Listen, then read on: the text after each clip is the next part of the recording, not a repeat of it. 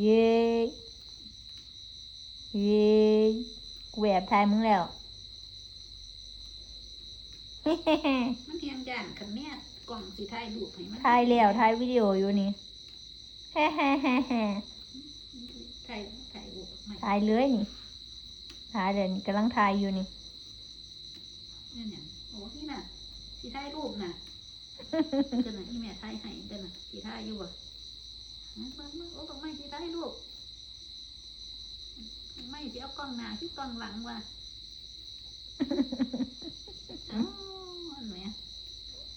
มันคือเป็นกลมๆมั้งซั่น